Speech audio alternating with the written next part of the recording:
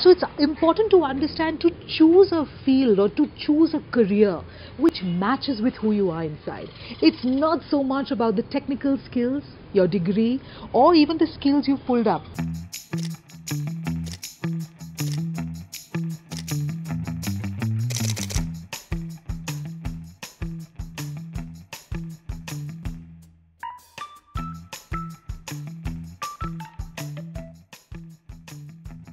This is a great question, and I'd like to answer it really in 4 parts.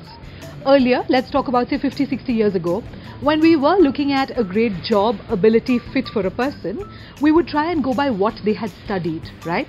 So let's say 20 years ago or maybe 50 years ago, you wanted to get into marketing. It was extremely important that you had some kind of a degree to prove that you wanted to get there. So a lot of what was happening earlier was happening on the basis of education and on the basis of degree. Slowly it became skill-based. Right now we're in the phase where everyone's like, it's fine if they don't have the relevant degree, but let's see if they're skilled enough or not. But what I also want to understand is, and what I want to explain is, there's a huge level of how you as a person are that impacts what you're going to do and how successful you will be. So the first level at which your psychograph would affect your career success is in choosing the very career. For me as a person, I'm an extrovert. I love meeting people. I love speaking to people. I love interacting with people. Let's say I was trained as a microbiologist. And let's say I then got a job as a microbiologist doing research. Now for me, it would not match who I was as a person, right? So although my degree and maybe my skill also would be in that direction, it would not really match what I liked doing and the person I was inside. So then again, there would be a mismatch, like a disbalance there. So the first level on which your psychograph would affect is, of course, choosing the very career path. The second level on which this could make a difference is how you deal with your career on a day-to-day basis. Let's say I'm an extrovert, I love meeting people. If I were to be a researcher, if I were to be a poet sitting alone and writing, it would not be something that I would be doing very comfortably, because it would sort of challenge me and challenge who I am as a person on a daily basis. On the other hand, let's say there's somebody who loves being by themselves, who's very precision based, very, very detail oriented, and you tell them to go on stage and make speeches, that may not be something that they are very comfortable with. So on a day-to-day basis as well, their level of success would be different. The third time when this would actually play out in your psychograph and who you are as a person, your characteristics, your abilities would play out. The third time would be every time there's a conflict, every time there is some sort of chaos, some sort of upheaval. At that point, who you are intrinsically, your innate abilities sort of kick into action.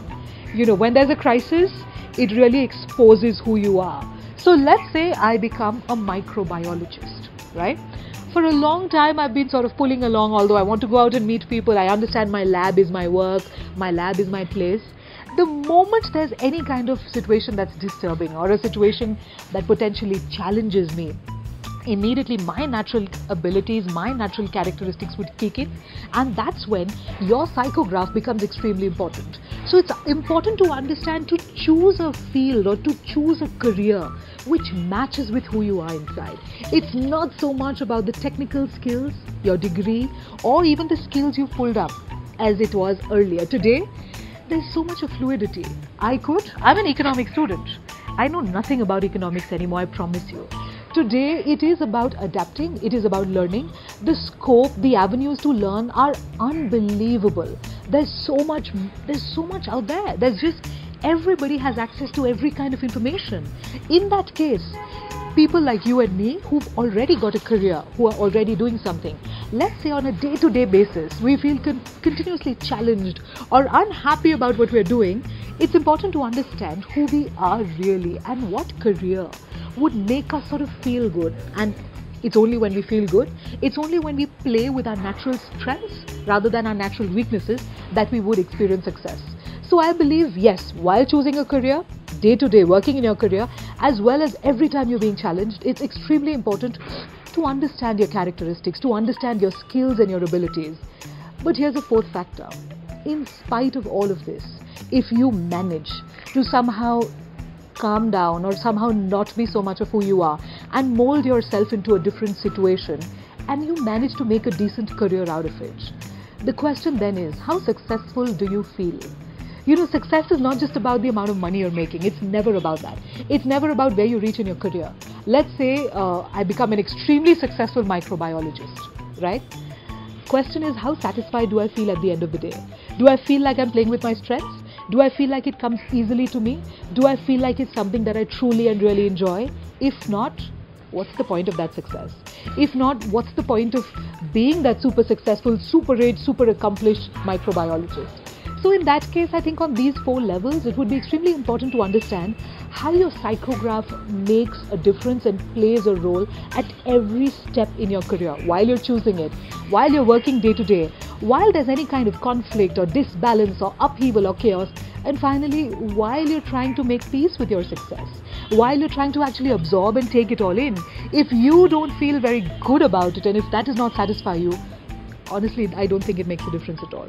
So for me, yes, who you are as a person and your psychograph really plays a huge role in what your potential success could be and how you actually perceive that success and what it means to you.